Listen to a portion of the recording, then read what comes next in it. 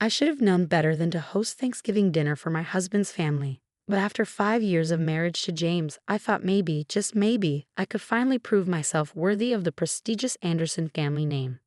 I spent 3 days cooking, following my grandmother's cherished recipes while adding my own contemporary twists. The turkey was brined to perfection.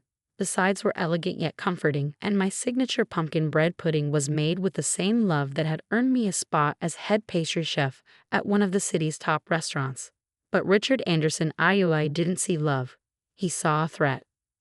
"Well," he announced, pushing away his barely touched plate, "I suppose this is what happens when we let someone with your background handle a family tradition." The table fell silent. My husband squeezed my hand under the table but said nothing. A silence that hurt more than his father's words. "My background?"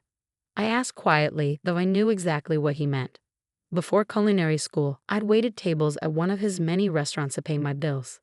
Dear, not everyone understands the sophistication required for proper haute cuisine, Richard's second wife, Patricia, added with fake sympathy. This is more like food for the help.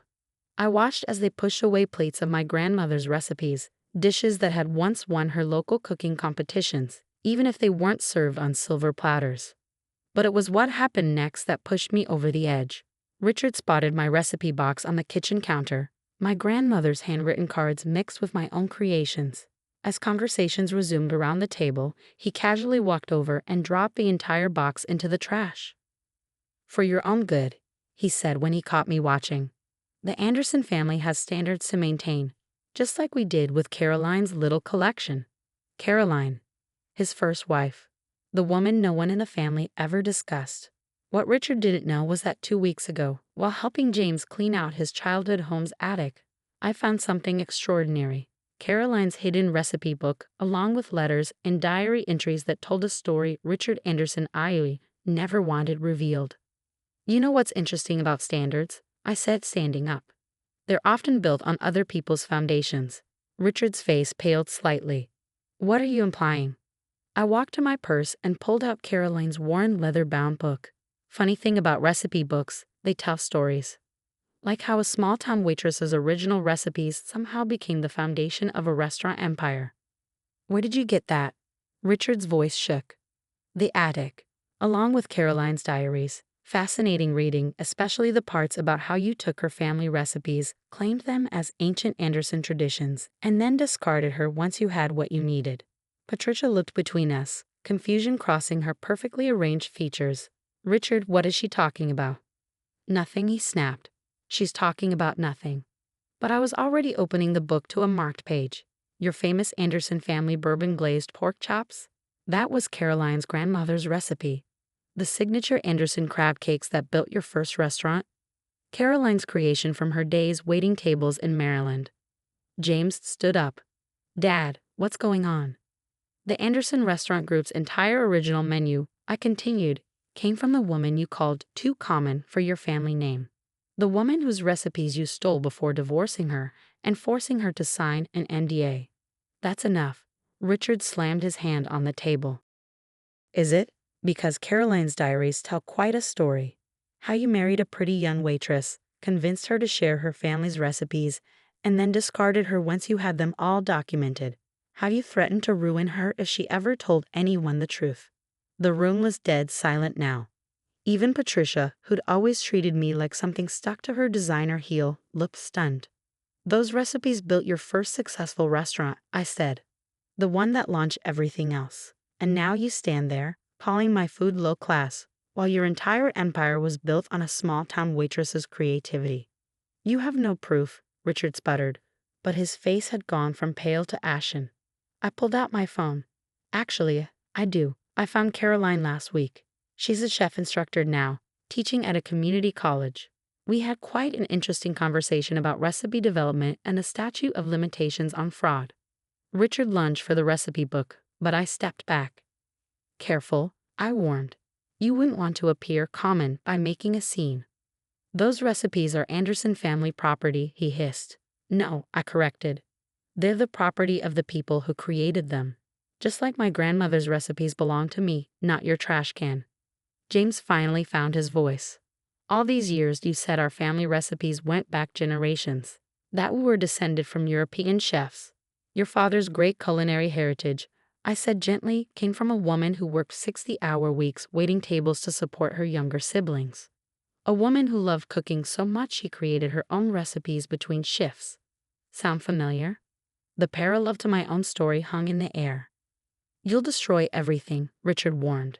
The brand, the reputation. No, I interrupted.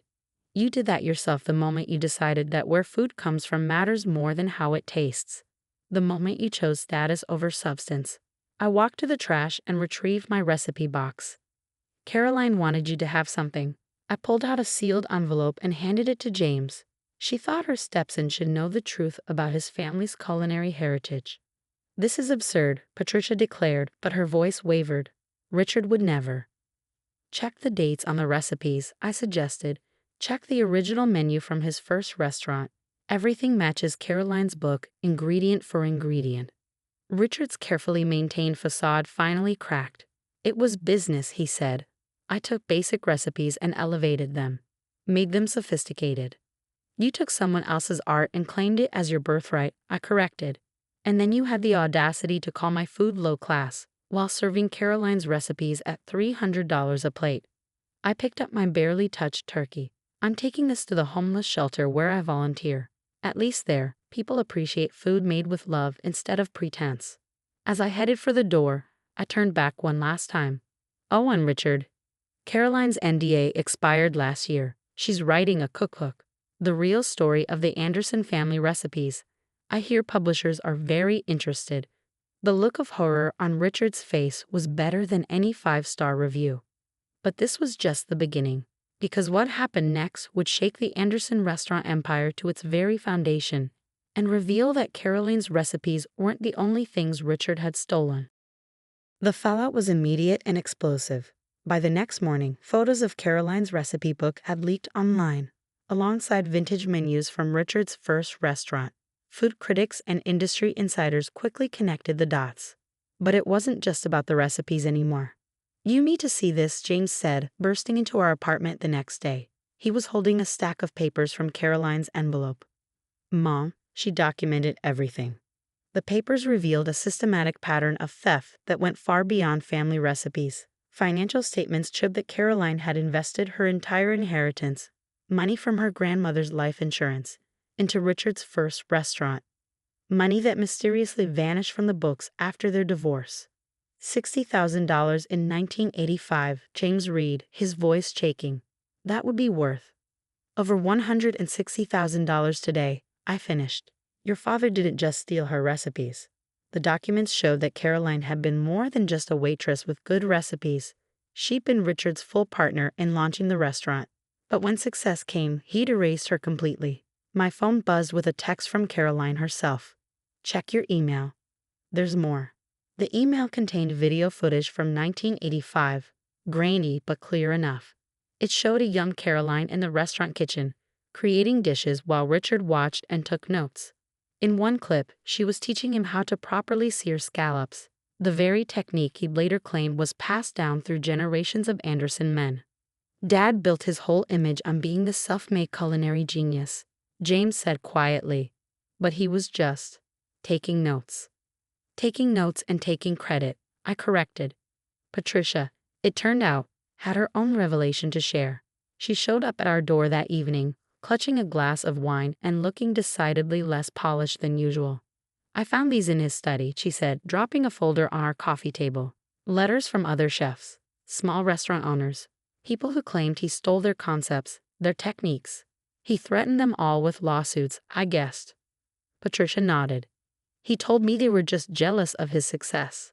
I believed him, she laughed bitterly. I believed everything.